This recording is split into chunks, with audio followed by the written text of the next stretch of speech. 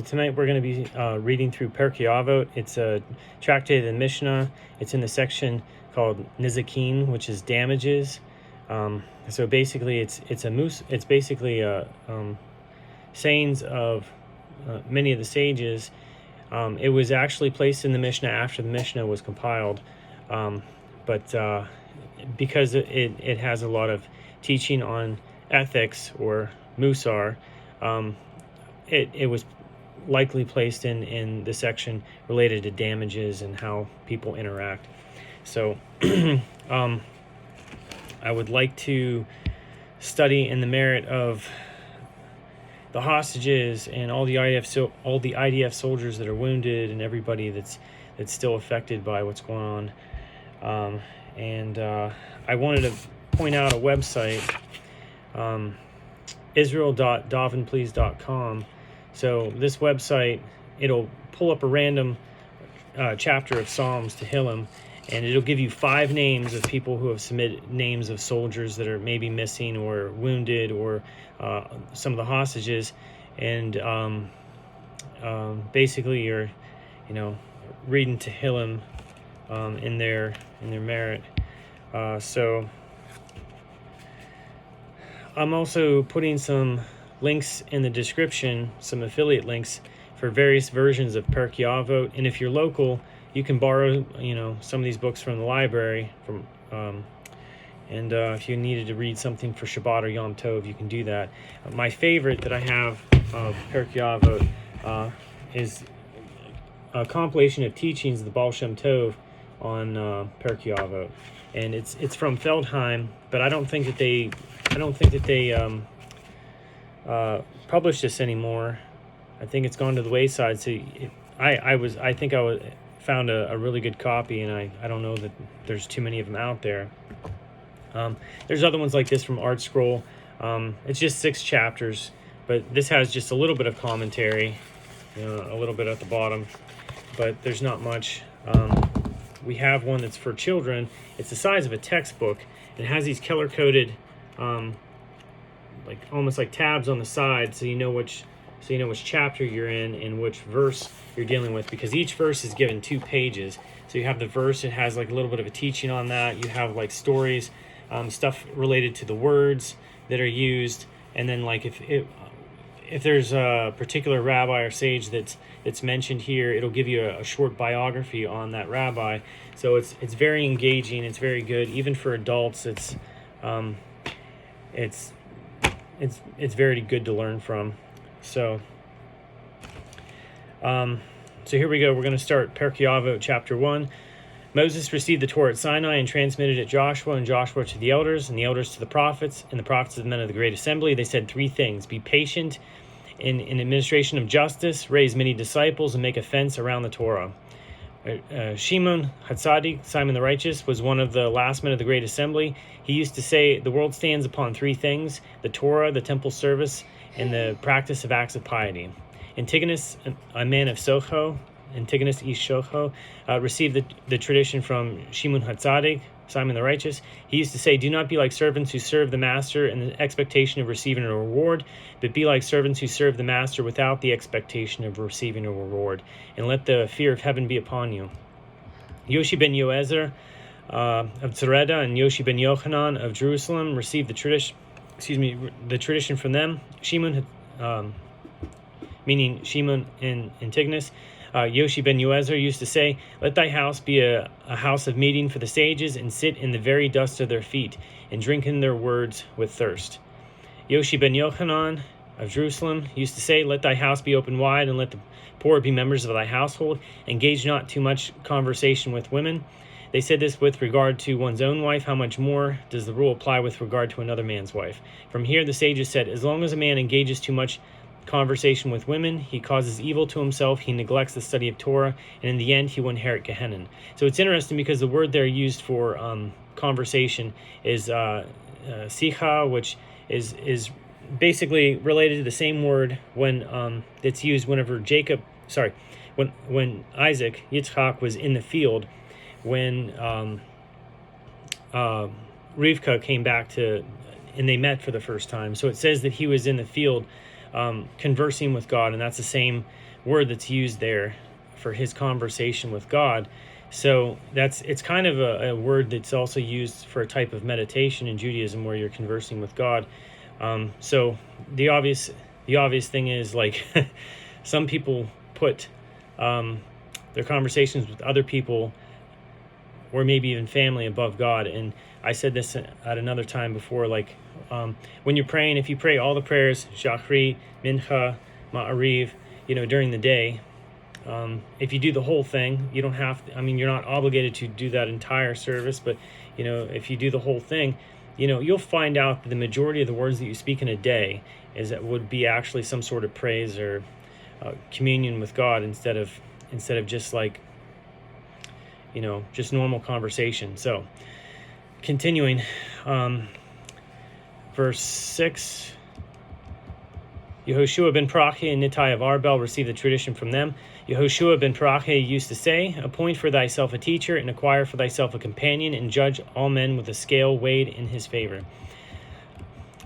Nittai of Arbel used to say, keep a distance from an evil neighbor, do not become attached to the wicked, and do not abandon faith in the divine retribution. Yehuda ben Tabai and Shimon ben Shittach received the tradition from them. Yehuda ben Tabai said, do not, as a judge, play the part of an advocate, and when the litigants are standing before you, look upon them as if they were both guilty, and when they leave your presence, look upon them as if they were both innocent, when they have accepted the judgment. Shimon ben Shittach used to say, be thorough in the interrogation of witnesses, and be careful with your words, lest from them they learn to lie. He specifically lost, I believe he was the rabbi that specifically lost a son to, in a court case regarding some witches that he had helped eradicate, and they conspired against him and basically got his son to be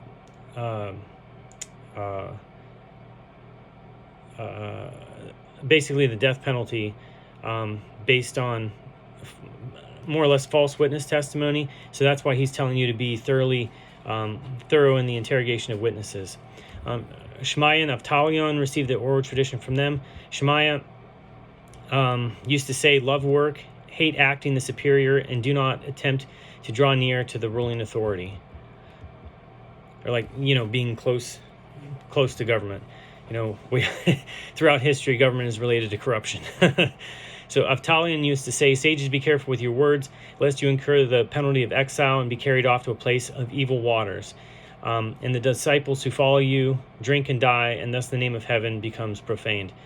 So there's a lot of connotations there with the term evil waters, and I'm sure it's a play on something specific, and it actually, to me, they say that it refers to heresy, but to me, I think it also, there's an aspect of purity with, Tevilah, the mikvah, and stuff like that. And then there was also those who used it for other purposes, like it later became used like baptism. So whenever it says evil waters, it has to do with like heresies and things like that. So, and the disciples who follow you drink and die, and thus the name of heaven becomes profaned. So Hillel and Shammai received from them. Hillel used to say, be of the disciples of Aaron, loving peace and pursuing peace, loving mankind and drawing them close to Torah.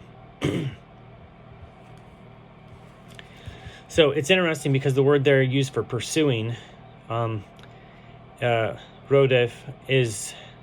it's almost like it has the idea of war. So like you're pursuing your enemy. But in our case, we're taught to pursue peace rather than pursue enemies, right? He also used to say, one who makes his name great causes his name to be destroyed. One who does not add to his knowledge causes it to cease.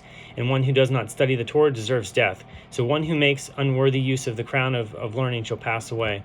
He also used to say, if I am not for myself, who will be for me? But if I am for myself, what am I? And if not now, when? Shammai used to say, make your study of the Torah a fixed practice, speak little, do much, and receive all men with a pleasant countenance. Rabban Gamliel used to say, appoint for thyself a teacher, avoid doubt, and do not make a habit of tithing by guesswork, as opposed to knowing exactly, because tithing is a specific, it's a specific mathematical formula, right? It's like 10%, or in some cases 20. You can do it double, right? Because I believe it was Jacob, when he says that he was going to tithe, he said of his possessions, it says tithe twice in the Torah there.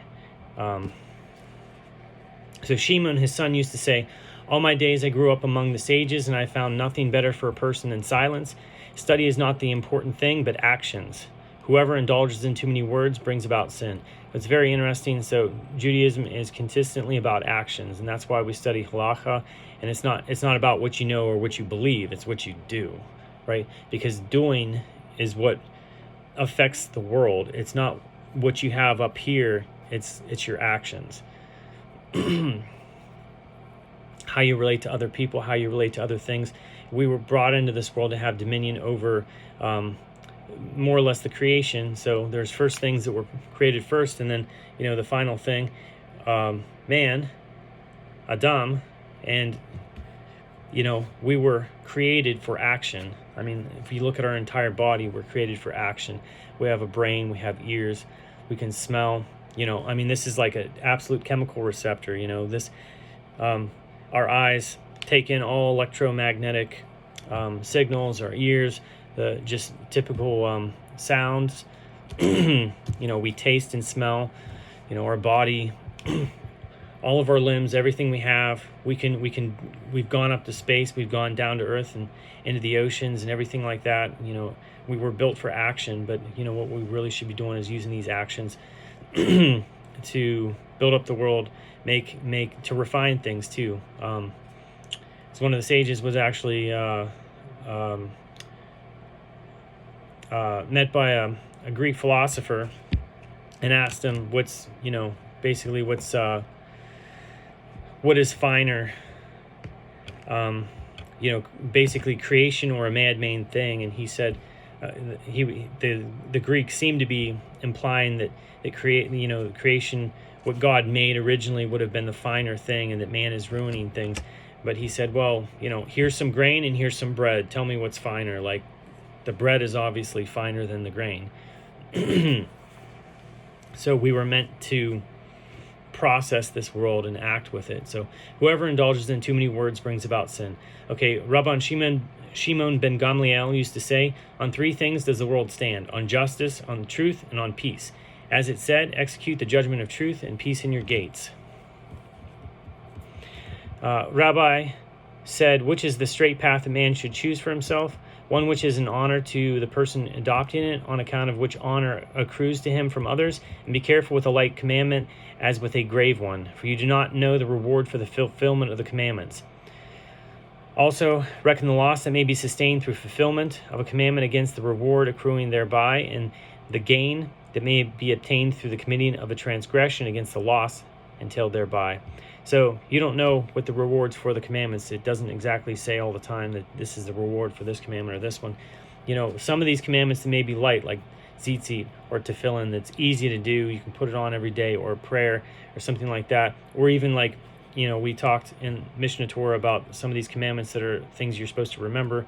We're commanded to remember the day we left Egypt, all the days of our life. So Pesach, the day we met the Lord our God at Mount Sinai. So like Shavuot, that we received the Torah. Remember the Sabbath day, to keep it holy. To remember what Amalek did to us on the way. To remember what happened with Miriam in the desert when she spoke basically against Moses. And did I say the golden calf? Remember how we angered God with the golden calf. So those are easy mitzvot to remember those. And even Amalek, it's a double mitzvah if you remember it and not forget, right? So stuff like that you don't know the reward for those. But some of those things, the reward could be extremely great, because like remembering the Sabbath day to keep it holy, that's just something that actually has consequences down through the generations. So you're doing that affects your family, which affects the next generation. It's something that goes throughout history, into the future, nearly indefinitely. We have no idea how far out, just observing Shabbat could affect our future generations. Specific, procreation. We have no idea, like having children. I mean, your lineage is certainly not going to die out. But if you have children, if you just look at somebody who has 4 kids and they have 4 kids, pretty soon it gets really big, really fast. So, you have no idea what kind of effect you'll have in the future. That's just something that we can speak of in this life. But the spiritual reward for some of that stuff, we have no idea. There might be a massive reward for the mitzvah of tzitzit. We have no clue. We do know that it affects this world spiritually and even physically. I'll get to that in the Kitzur Shulchan Aruch. We're going to cover the tzitzit pretty soon. But there's so many things you have no idea. So continuing, apply your mind to three things and you will not come to the clutches of sin. Know what there is above you, that an eye sees, and the ear hears, and all your deeds are recorded in a book. Rabban Gamliel, the son of Rabbi Yehuda Hanasi, said, excellent is the study of Torah when combined with a worldly occupation, for toil in them both keeps sin out of one's mind. But study of the Torah is not combined with a worldly occupation, in the end comes to be neglected and becomes the cause of sin. And all who labor within the community should labor with them for the sake of heaven, for the merit of their forefathers sustains them, meaning the community, and their forefathers' righteousness endures forever. As for you, God in such case says, I credit you with rich reward, as if you yourselves had actually accomplished it all. Be careful in your dealings with the ruling authorities, for they do not befriend a person except for their own needs. So if it's good for them, right? They seem like friends when it is to their own interest, and they do not stand by a man in his hour of distress. So just like in our country, like the politicians are elected, so they want to be friends with everybody whenever it's election time, but whenever after it's said and done, they just do whatever they want.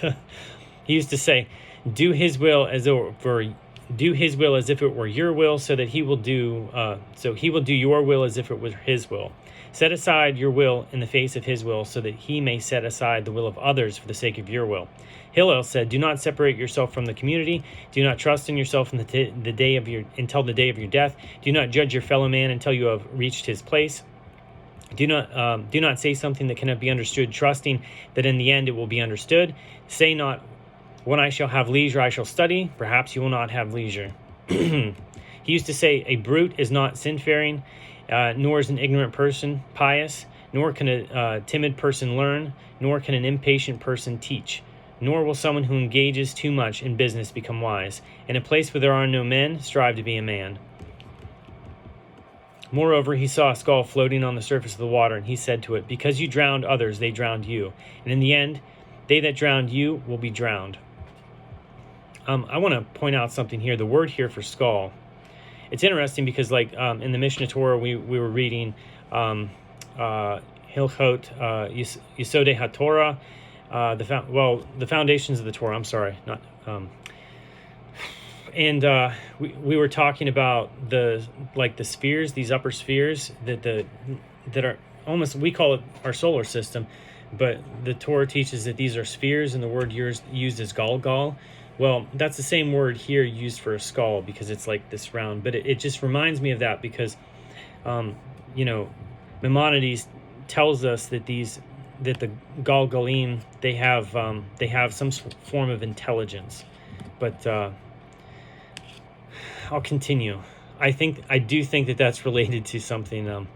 I might get to it someday, but related to the flood and the waters.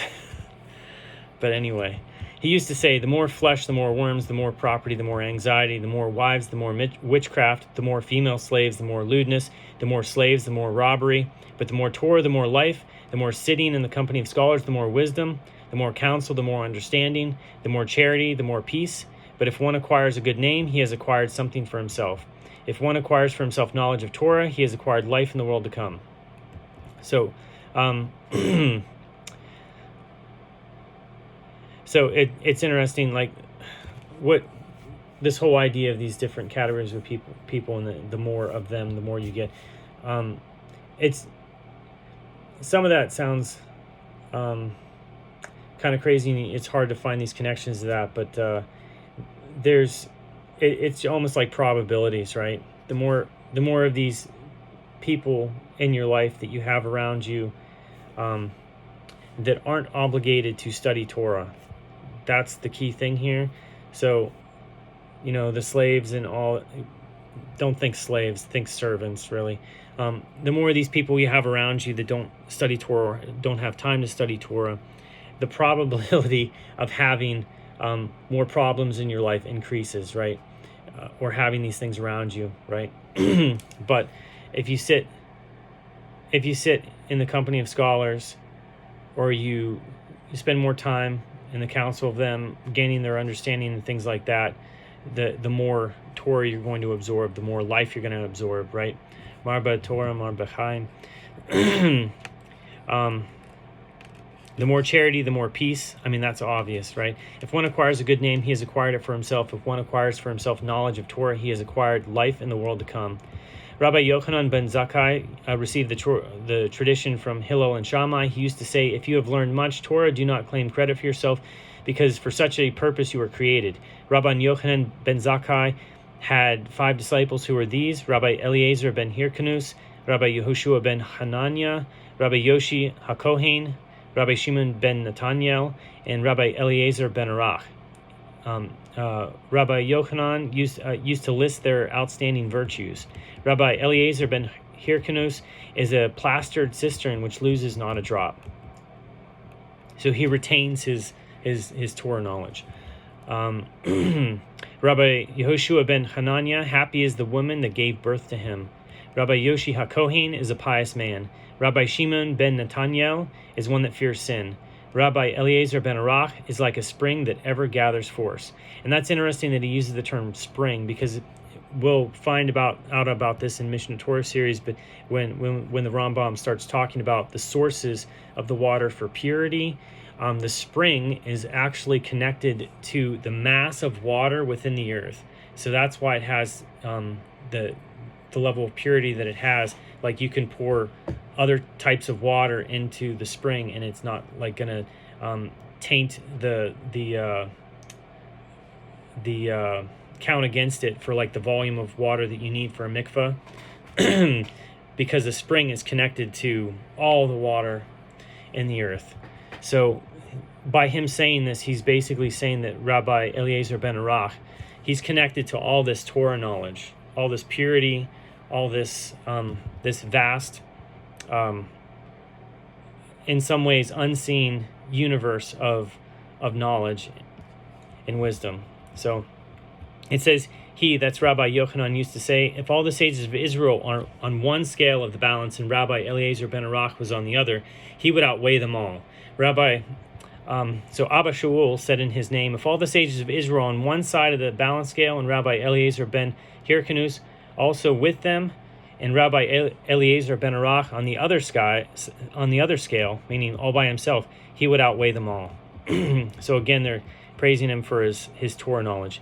So Rabbi Yochanan said unto them, go forth and observe which is the right way to which a man should cleave. Rabbi Eliezer said, a good eye. Rabbi Yehoshua said, a good companion. Rabbi Yoshi said, a good neighbor. Rabbi Shimon said, foresight. Rabbi Eliezer said, a good heart. So that's Rabbi Yochanan, said to them, I prefer the words of Eliezer ben Arach, for in his words your words are included. So he said unto them, Rabbi Yochanan, go forth and observe which is the evil way which a man should shun. Rabbi Eliezer said, an evil eye. Rabbi Yehoshua said, an evil companion. Rabbi Yoshi said, an evil neighbor. Rabbi Shimon said, one who borrows and does not repay, for he that borrows from man is as one who borrows from God. Blessed is he, as it is said, the wicked borrow and do not repay, but the righteous deal graciously and give. Psalms 37:21. Rabbi Eliezer said, an evil heart. So he said unto them, I prefer the words of Eliezer ben Arach, for in his words your words are included. So in both times he said, like, a good heart, and in this case an evil heart.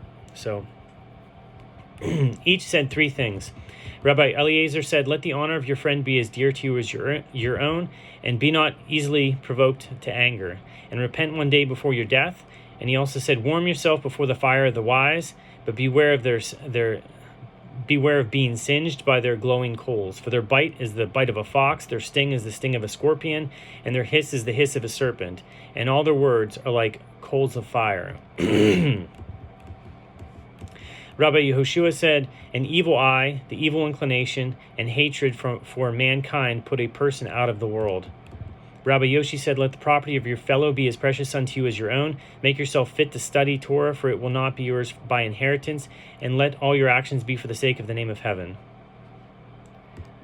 Rabbi Shimon said, be careful with the reading of Shema and the prayer, meaning the Amidah, the Shemona Ezra, and when you pray, do not make your prayer something automatic, but a plea for compassion before God, for it is said, for he is gracious and compassionate, slow to anger, abounding in kindness, and renouncing punishment, Joel 2:3.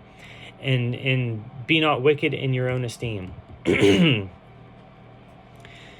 Rabbi Elazar said, be diligent in the study of Torah and know how to answer a heretic, and know before whom you toil, and that your employer is faithful, for he will pay you the reward for your labor. Rabbi Tarfon said, the day is short, the work is plenty, the laborers are indolent, and the reward is great, and the master of the house is insistent. So Rabbi Tarfon used to say, it is not your duty to finish the work, but neither are you at liberty to neglect it. If you have studied much Torah, you should be given much reward.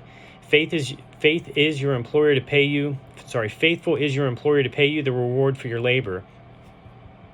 And know that the grant of reward unto the righteous is in the age to come. Akavia ben Mahalalel used to say, mark well 3 things, and you will not come into the power of sin.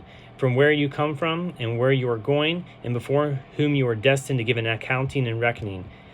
From where do you come? From a putrid drop. Where are you going? To a place of dust, of worm and maggot. Before whom are you destined to give an account and a reckoning? Before the King of Kings, the Holy One, blessed be He. Rabbi Hanina, the vice high priest, so Sagan HaKohanim, said, pray for the welfare of the government, for were it not for the fear it inspires, every man would swallow his neighbor alive. Rabbi Hanina ben Tardion said, if 2 sit together and there are no words of Torah between them, then this is a session of scorners, as it is said, nor sat he in the seat of the scornful. Rather, the teaching of the Lord is his delight. That's Psalm 1:1. But if 2 sit together and are words of Torah spoken between them, then the Shekhinah abides among them, as it is said. Then they that feared the Lord spoke one with another, and the Lord hearkened and heard, and a book of remembrance was written before him for them that feared the Lord and that thought upon his name. Malachi 3:16. Now I have no scriptural proof for the presence of the Shekhinah, except among 2.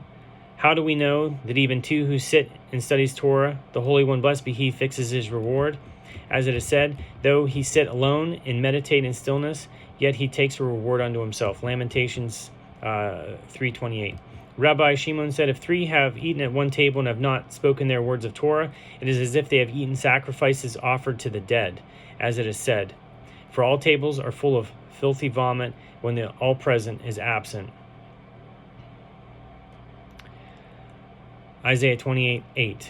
But if 3 have eaten at one table and have spoken their words of Torah, it is as if they have eaten at the table of the all-present. Blessed is he, as it is said, and he said unto me, this is the table before the Lord. Ezekiel 41:22. Rabbi Hanina ben Hachinai said, one who wakes up at night or walks on the road alone turns his heart to idle matters, behold, this man is mortally guilty. Rabbi Nehunia ben Hakana said, whoever takes upon himself the yoke of the Torah, they remove him from the yoke of government and the yoke of worldly responsibilities.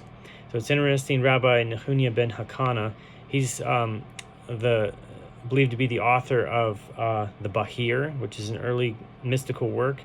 And I think there's an interesting play here. The yoke of Torah that they talk about, I believe that it's referring to a type of meditation that was practiced, what we still see today, whenever you put the talit on you, and you put it, basically you wrap yourself in it like a tent. I think that's what that can be referring to. We can get into that someday. There's some books by Aryeh Kaplan about Jewish meditation. And he has one specifically, I think it's, Meditation in Kabbalah, or Kabbalah and Meditation in Kabbalah, I think. and it's really thick, and he goes over a lot of these, a lot of the practices that the mystics used to do. But if you look at it in this way, it's interesting that it talks about the yoke of government. I mean, we think about that stuff today, that taxes and all sorts of things that you're responsible to the government for, and then the yoke of worldly derech eretz, right? The way of the world, going to a job, having all kinds of concerns in the world, but those things can be relieved, whether it be medical problems, broken cars, broken relationships, all that kind of stuff. You just have to get in your prayer space and approach God. So, and whoever breaks off from himself the yoke of the Torah, they place upon him the yoke of government and the yoke of worldly responsibilities. Rabbi Halafta of Kafar, let's see. I'm sorry, I don't like the way that some of this is translated. So, Rabbi Halafta ben Dotai. Wait, that doesn't. Oh my! I think they left something out here. So, he has it translated. Rabbi Halafta of Kafar Hanania said, "When 10 sit together and occupy themselves with Torah, the Shekhinah abides among them. As it is said, God stands in the congregation of God." Psalm 82:1. How do we know that the same is true even of 5? As it is said, the band of his he has established on earth. Amos 9:6. How do we know that the same is true even of 3? As it is said, in the midst of the judges he judges. Psalm 82:1. How do we know that the same is true even of 2? As it is said, then they that feared the Lord spoke one with another, and the Lord hearkened and heard. Malachi 3:16. How do we know that the same is true even of 1? As it is said, in every place where I cause my name to be mentioned, I will come to you and bless you. Rabbi Elazar of Bartota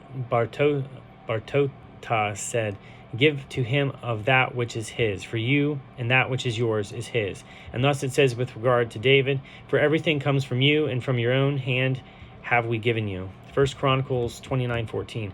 Rabbi Yaakov said, if one is studying while walking on the road and interrupts his study and says, how fine is this tree, or how fine is this newly plowed field, Scripture accounts it to him as if he was mortally guilty. Rabbi Dostai ben Rabbi Yanai said in the name of Rabbi Meir, whoever forgets one word of his Torah study, Scripture counts it to him as if he were mortally guilty. As it is said, but take utmost care and watch yourself scrupulously, so that you do not forget the things that you saw with your own eyes. Deuteronomy 4:9. One could have inferred that this is the case even when his study proved too hard for him. Therefore, Scripture says that they do not fade from your mind as long as you live. Thus, he is not mortally guilty unless he deliberately removes them from his heart, and that's by either neglect or neglect of study. Rabbi Hanina ben Dosa said, anyone whose fear of sin precedes his wisdom is enduring. But anyone whose wisdom precedes his fear of sin, his wisdom is not enduring. He also used to say, anyone whose deeds exceed his wisdom is enduring. But anyone whose wisdom exceeds his deeds, his wisdom is not enduring. He used to say, one with whom men are pleased, God is pleased. But anyone with whom men are displeased, God is displeased. Rabbi Dosa ben Harkinas said, morning sleep, midday wine, children's talk, and sitting in the assemblies of the ignorant put a man out of the world.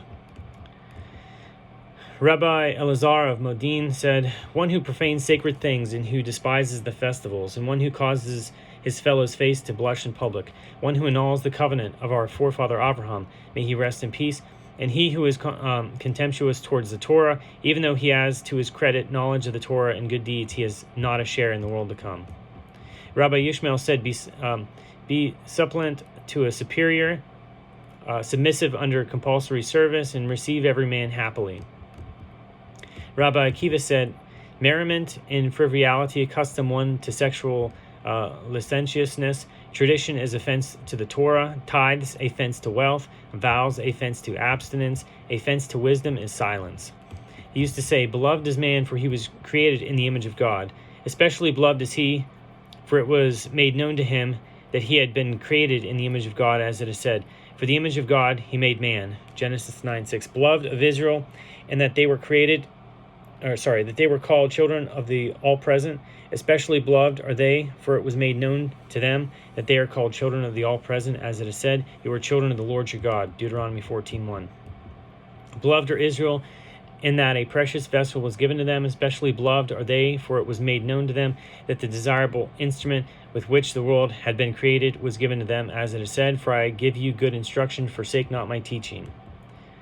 Proverbs 4:2. Everything is foreseen, yet freedom of choice is granted, and the world is judged with goodness, and everything is in accordance with the preponderance of works.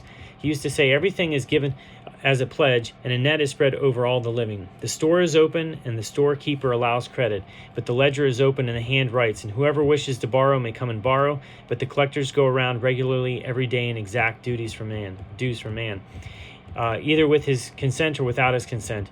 And they have that on which they can rely in their claims, seeing that the judgment is a righteous judgment and everything is prepared for the banquet.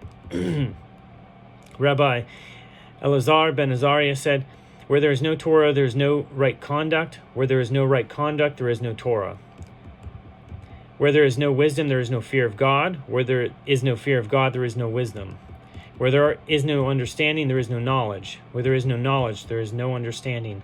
Where there is no bread, there is no Torah. Where there is no Torah, there is no bread." He used to say, "One whose wisdom exceeds his deeds, to what may he be compared? To a tree whose branches are numerous, but whose roots are few. So that when the wind comes, it uproots it and overturns it. As it is said, he shall be like a bush in the desert, which does not sense the coming of good.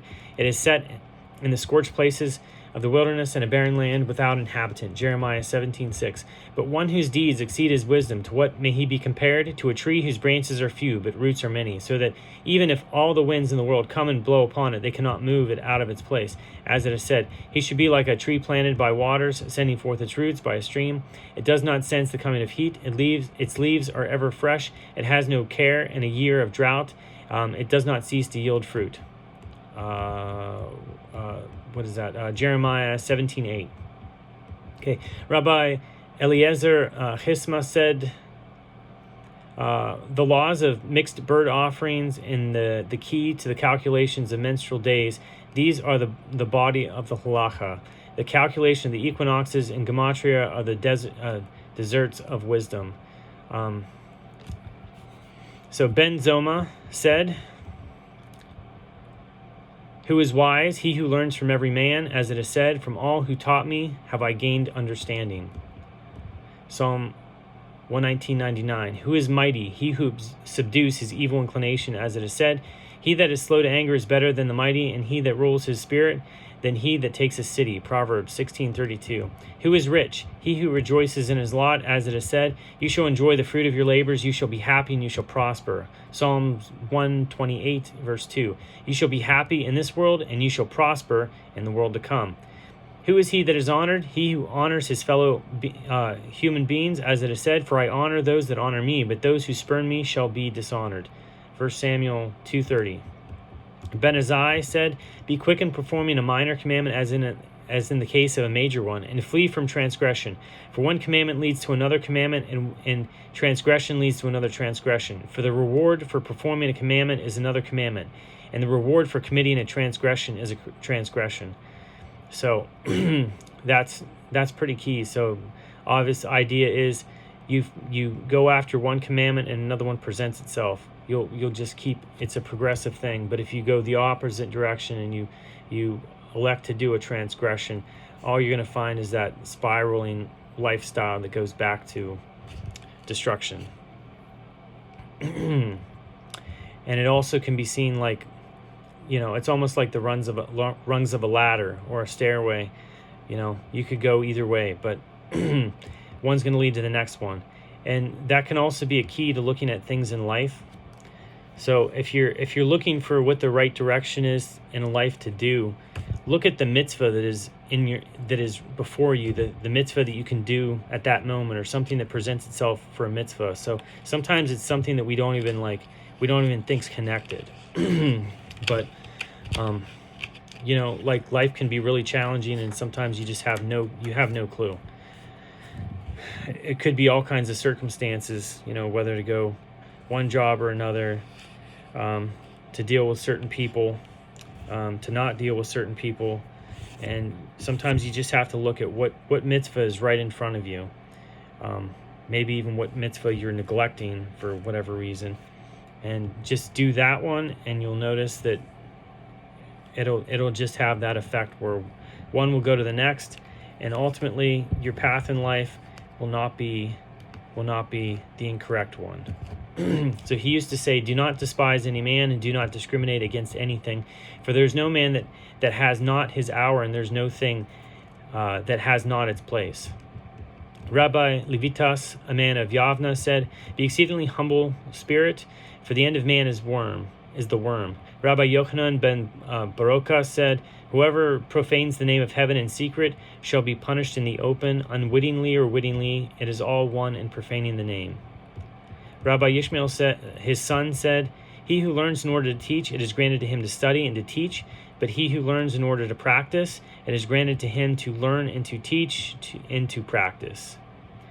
Rabbi Tzadok said, do not make them a crown for yourself. Do not make them a crown for self-exaltation, nor a spade with which to dig. So too Hillel used to say, he that puts the crown to his own use shall perish. Thus you have learned, anyone who derives worldly benefit from the words of the Torah removes his life from the world. Rabbi Yoshi said, whoever honors the Torah is himself honored by others, and whoever dishonors the Torah is himself dishonored by others.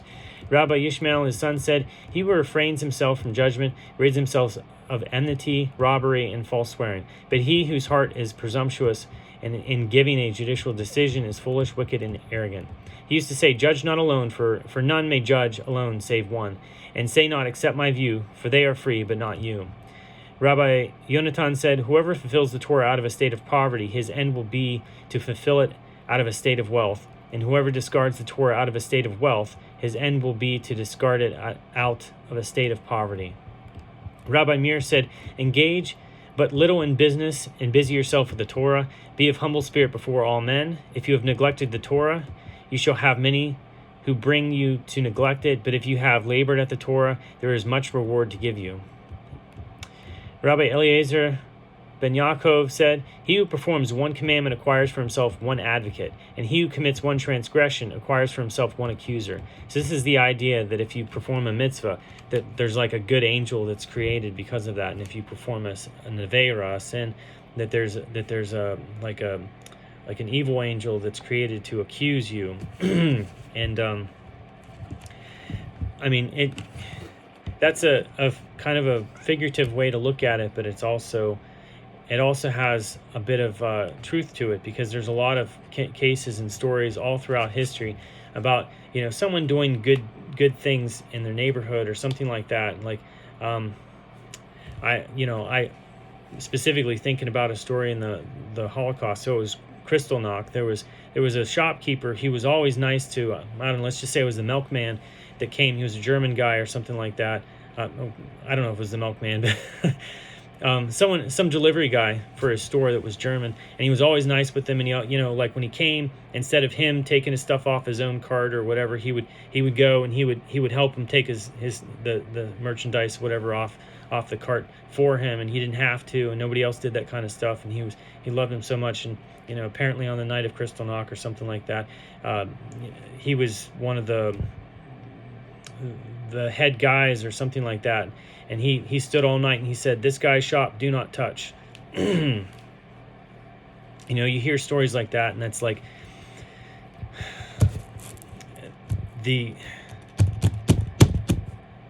it also relates to the idea of how we treat people, obviously, too, but yeah.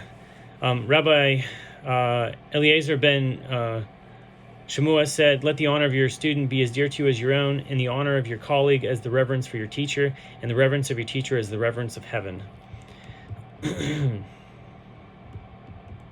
Rabbi Judah said, be careful in study, for an error in study counts as deliberate sin.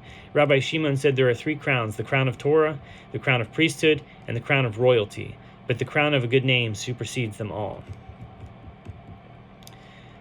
Rabbi Horai said, go as a volunteer exile to a place of Torah, and say not that it will come after you, for it is your fellow students who will make it permanent in your hand, and lead not on your own understanding. Proverbs 3:5. Rabbi Yanai said, it is not in our hands to explain the reason, neither the security of the wicked, or even the afflictions of the righteous. Rabbi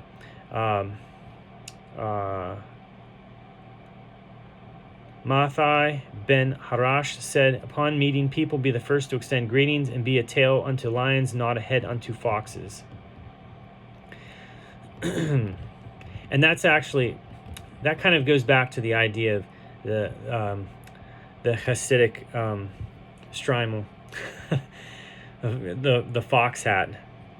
The Goyim thought that it was a way, they forced them to wear these hats, and my understanding that they thought that it would be against their religion, and they proudly wore these hats that now became, these beautiful hats.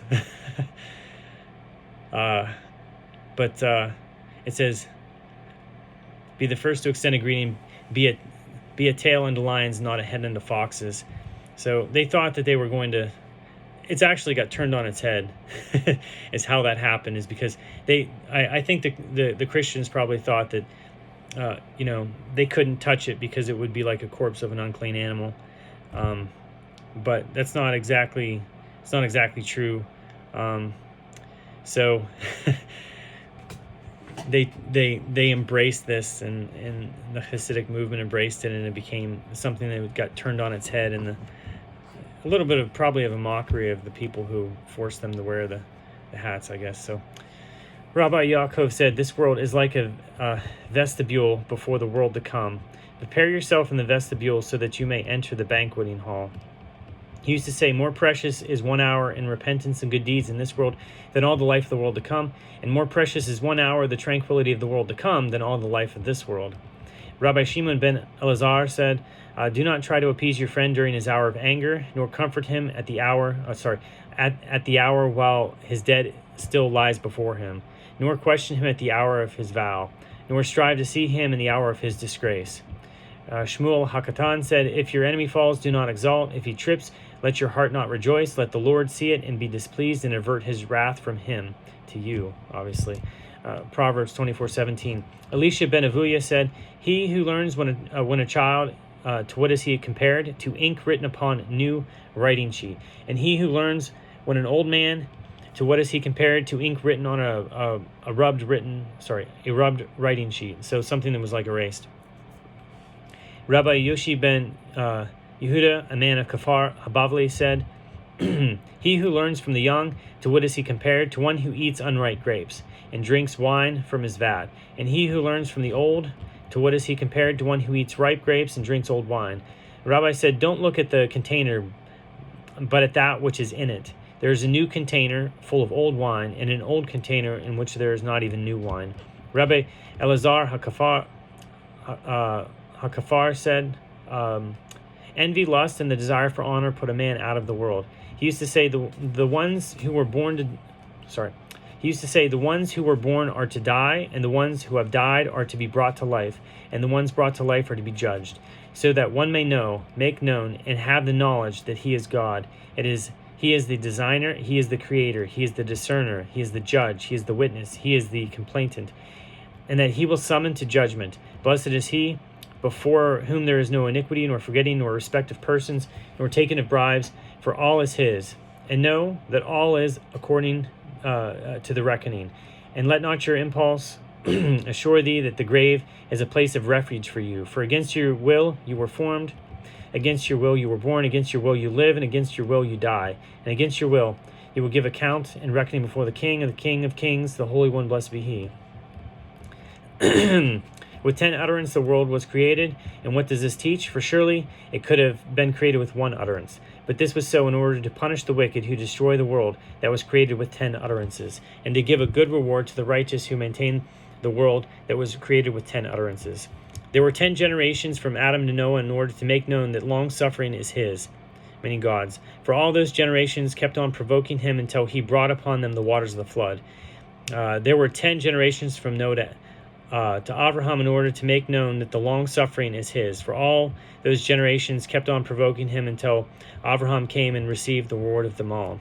With 10 trials was Abraham our father, may he rest in peace, tried, and he withstood them all, to make known how great was the love of Abraham our father, peace be upon him. 10 miracles were brought for our ancestors in Egypt, and 10 at the sea. 10 plagues did the Holy One, blessed be he, bring upon the Egyptians in Egypt, and 10 at the sea. With 10 trials did our ancestors try God, blessed be he, in the wilderness, as it is said, and they have tried me these 10 times, and they have not listened to my voice. Numbers 14:22. 10 wonders were wrought for our ancestors in the temple. No woman miscarried from the odor of the sacred flesh. The sacred flesh never became putrid. No fly was ever seen in the slaughterhouse. No emission occurred to the high priest on the Day of Atonement. The rains did not extinguish the fire of the woodpile. The wind did not prevail against the column of smoke. No defect was found in the omer, or in the 2 loaves, or in the showbread. The people stood pressed together, yet bowed down and had room enough. Never did a serpent or scorpion harm anyone in Jerusalem, and no man said to his fellow, the place is too congested for me to lodge overnight in Jerusalem. 10 things were created on the eve of the Sabbath at twilight, and these are they: the water of the mouth of the earth, the mouth of the well, the mouth of the donkey, the rainbow, the manna, the staff of Moses, the shamir worm, the letters, the writing, and the tablets. And some say also demons, the grave of Moses, the ram of Abraham our father, and some say also tongs, which are made with tongs. There are 7 things characteristic in a clod, and 7 in a wise man. A wise man does not speak before one who is greater than he in wisdom, and does not break into his fellow's speech, and is not hasty to answer. He asks what is relevant,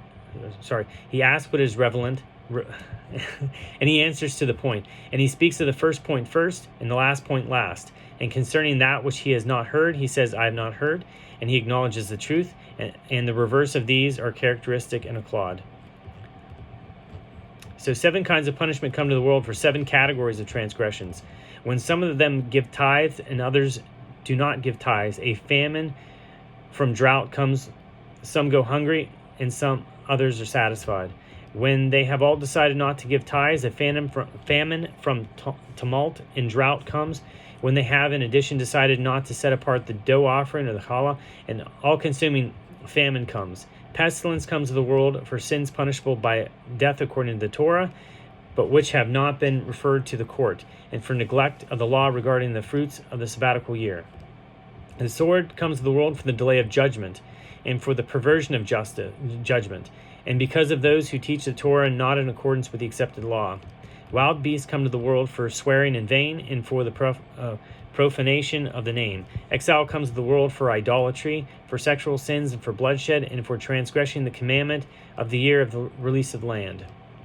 At 4 times pestilence increases in the 4th year, and the 7th year, and at the conclusion of the 7th year, and at the conclusion of the Feast of Tabernacles in every year. In the 4th year, on account of the tithe of the poor, which is due in the 3rd year. In the 7th year, on account of the tithe of the poor, which is due in the 6th year. At the conclusion of the 7th year, on account of the produce of the 7th year, and at the conclusion of the Feast of Tabernacles, and every year for robbing the gifts of the poor. There are 4 types of character or traits in human beings. One that says, mine is mine, and yours is yours. This is a commonplace type, and some say this is the character of Sodom. One that says, mine is yours and yours is mine, is an unlearned person, Am Haaretz. One that says, mine is yours and yours is a pious person, a Hasid. One who says, mine is mine and yours is mine, is a wicked person, a Rasha. There are 4 kinds of temperaments: easy to become angry, easy to be appeased, and his gain disappears. There are 4 kinds of temperaments: easy to become angry and easy to be appeased. His gain disappears in his loss. Hard to become angry and hard to be appeased. His loss disappears in his gain. Hard to become angry and easy to be appeased, a pious person. Easy to become angry and hard to be appeased, a wicked person. There are 4 types of disciples: quick to comprehend and quick to forget. His gain disappears in his loss.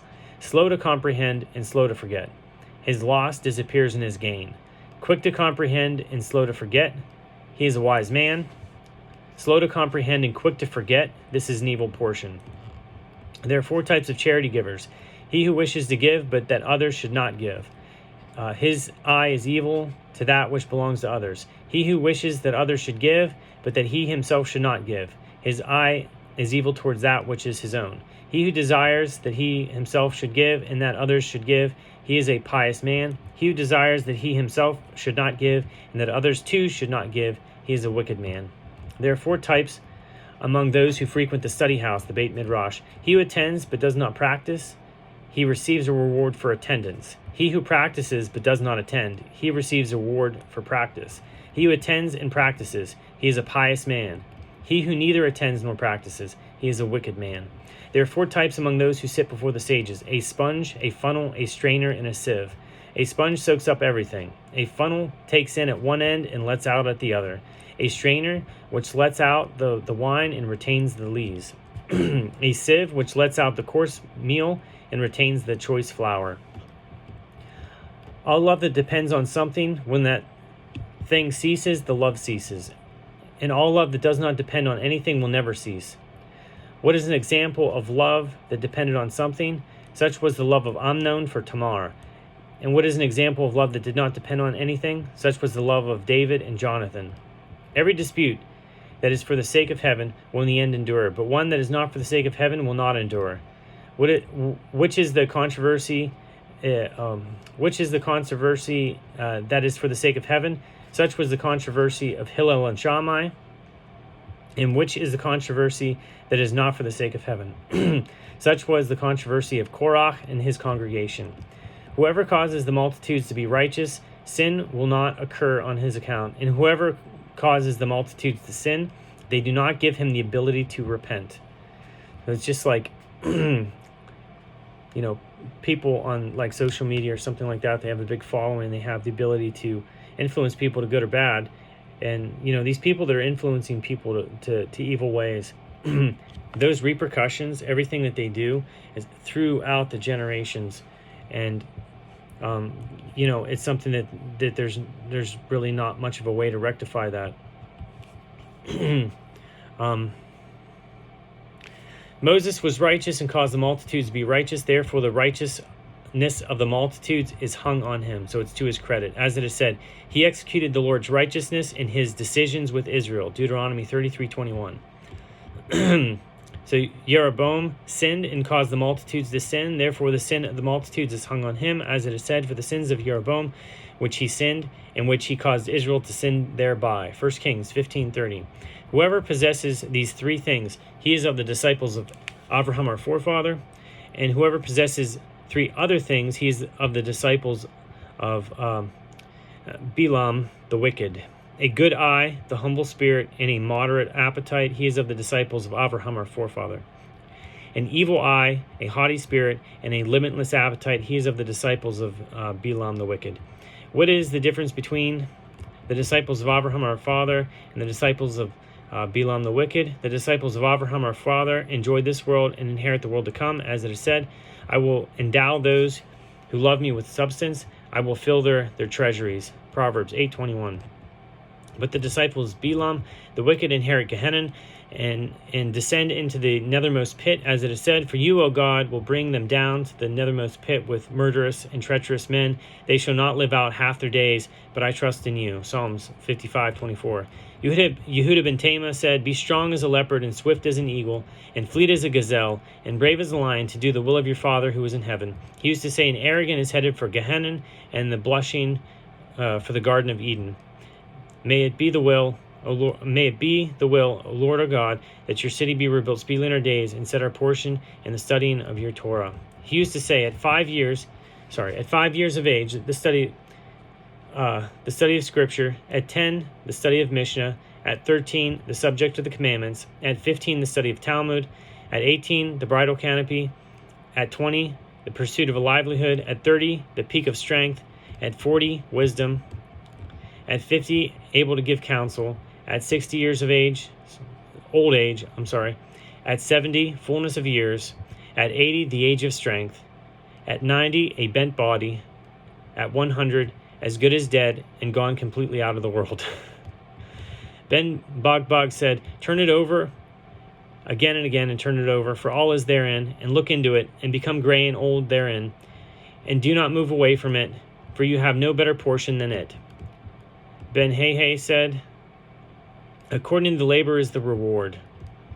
The sages taught in the language of the Mishnah, blessed is he who chose them in their teaching. Rabbi Meir said, whoever occupies himself with the Torah for its own sake merits many things. Not only that, but he is worthy of the whole world. He is called beloved friend, one that loves God, one that loves humankind, one that gladdens God, one that gladdens humankind. And the Torah clothes him in humility and reverence, and equips him to be righteous, pious, upright, and trustworthy. It keeps him far from sin and brings him near to merit. And people benefit from his counsel and sound knowledge, understanding and strength. As it is said, counsel is mine and sound wisdom. I am understanding, strength is mine. Proverbs 8:14. And it bestows upon him royalty, dominion, and acuteness of judgment. To him are revealed the secrets of the Torah, and he is made as an ever-flowing spring, and like a stream that never ceases. And he becomes modest, long-suffering, and forgiving of insult. And it magnifies him and exalts him over everything. Rabbi Yehoshua ben Levi said, every day a bat kol, a heavenly voice, goes forth from Mount Horeb and makes a proclamation and says, woe unto humankind for their contempt towards the Torah. For whoever does not occupy himself with the study of Torah is called Nazuf, the rebuked. As it is said, like a gold ring in the snout of a pig is a beautiful woman bereft of sense. Proverbs 11:22. And it says, and the tablets were the work of God, and the writing was the writing of God, engraved upon the tablets. Exodus 32:16. Read not Harut, engraved, but Herut, freedom. For there is no free man, but one that occupies himself with the study of the Torah. So it's just a play on the word there, the vowing, if the vowels are different, right? Because Hebrew is just basically written with consonants. You get the word for engraved and freedom. And that's where we get the idea that the Torah brings freedom. For there is no free man, but one that occupies himself with the study of Torah, and whoever regularly occupies himself with the study of Torah, he is assuredly exalted, as it is said, and from Matana to Nahaliel, and from Nahaliel to Bamot. Numbers 21:19. It also goes back to what Rabbi Nehunya ben Hakana says, that the yoke of putting on the yoke of Torah removes al-nochot, the yoke of government, and the yoke of worldly responsibilities, al-derech eretz, which obviously, if you have both of those things removed from you, you have freedom. One who learns from his fellow one chapter, one halacha, or even one verse, or one word, or even one letter, is obligated to treat him with honor. For so we find with David, king of Israel, who learned from Achitophel no more than two things, yet called him his master, his guide, and his beloved friend, as it is said. But it was you, a man my equal, my guide and my beloved friend. Psalm 55:14. Is this not an instance of the argument from the less to the greater? If David, king of Israel, who learned from Achitophel no more than two things, nevertheless called him his master, his guide, and his beloved friend, then in the case of one who learns from his fellow one chapter, one halacha, one verse, one word, or even one letter, all the more so he is under obligation to treat him with honor. And honor means nothing but Torah. As it is said, it is honor that sages inherit. Proverbs 3:35. And the perfect shall inherit good. Proverbs 28:10. And good means nothing but Torah, as it is said, for I give you good instruction, do not forsake my Torah. Proverbs 4:2. Such is the way of life of Torah. You shall eat bread with salt, with rationed water shall you drink, and you shall sleep on the ground. Your life shall be one of privation, and in Torah shall you labor. If you do this, happy shall you be, and it shall be good for you. Psalm 128:2. Happy shall you be in this world, and it shall be good for you in the world to come. Do not seek greatness for yourself, and do not covet honor. Practice more than you learn. Do not yearn for the table of kings, for your table is greater than their table, and your crown is greater than their crown. And faithful is your employer to pay you the reward for your labor. Greater is learning Torah than the priesthood and then royalty. For royalty is acquired by 30 stages, and the priesthood by 24, but the Torah by 48. By study, attentive listening, proper speech, by an understanding heart, by an intelligent heart, by awe, by fear, by humility, by joy, by attending to the sages, by critical give and take with friends, by fine argumentation with disciples, by clear thinking, by study of Scripture, by study of Mishnah, by a minimum of sleep, by a minimum of chatter, by a minimum of pleasure, by a minimum of frivolity, by a minimum of preoccupation with worldly matters, by long-suffering, by generosity, by faith in the sages, by acceptance of suffering. Learning of Torah is also acquired by one who recognizes his place, who rejoices in his portion, who makes offense about his words, who takes no credit for himself, who is loved, who loves God, who loves his fellow creatures, who loves righteous ways, who loves reproof, who loves uprightness, who keeps himself far from honors, who does not let his heart become swelled on account of his learning, who does not delight in giving legal decisions, who shares in the bearing of a burden with his colleague, who judges with the scales weighed in his favor, who leads him on to truth, who leads him on to peace, who composes himself at his study, who asks and answers, who listens to others and himself adds to his knowledge, who learns in order to teach, who learns in order to practice, who makes his teacher wiser, who is exact in what he has learned, and who says a thing in the name of him who said it. Thus you have learned, everyone who says a thing in the name of who said it brings deliverance into the world, as it is said, and Esther told the king in Mordecai's name. Esther 2:22. Great is Torah, for it gives life to those that practice it in this world and in the world to come, as it is said, for they are life unto those that find them and health to their flesh. Proverbs 4:22. And it says, it will be a cure for your navel and marrow for your bones. Proverbs 3:8. And it says, she is a tree of life to those who grasp her, and whoever holds unto her is happy. Proverbs 3:18. And it says, for they are a graceful wreath upon your head, a necklace about your throat. Proverbs 1:9. And it says, she will adorn your head with a graceful wreath, crown you with a glorious diadem. Proverbs 4:9. And it says, in her right hand is length of days, and in her left riches and honor. Proverbs 3:1. And it says, for they will bestow upon you length of days, years of life, and peace. Proverbs 3:2. Rabbi Shimon ben,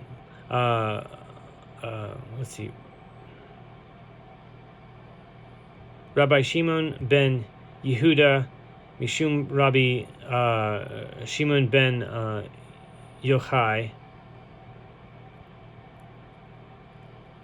said, beauty, strength, riches, honor, wisdom, old age, so gray hair, and children are becoming to the righteous and becoming to the world. As it is said, gray hair is a crown of glory. It is attained by way of righteousness. Proverbs 16:31. And it says, the ornament of the wise is their wealth. Proverbs 14:24. And it says, the glory of youths is their strength, and the beauty of old men is their gray hair. Proverbs 20:29. And it says, grandchildren are the glory of their elders, and the glory of children is their parents. Proverbs 17:6. And it says, then the moon shall be ashamed, and the sun shall be abashed, for the Lord of hosts will reign on Mount Zion and in Jerusalem, and God's honor will be revealed to his elders. Isaiah 24:23. Rabbi Shimon ben Manasseh said, these 7 qualities which the sages have listed as becoming to the righteous were all of them fulfilled in Rabbi and his sons. Rabbi Yoshi ben Hisma said, once I was walking by the way when a man met me and greeted me, and I greeted him. And he said to me, Rabbi, where are you from? I said to him, I am from a great city of sages and scribes. And he said to me, Rabbi, would you consider living with us in our place? I would give you 1,000 denarii of gold and precious stones and pearls. I said to him, my son,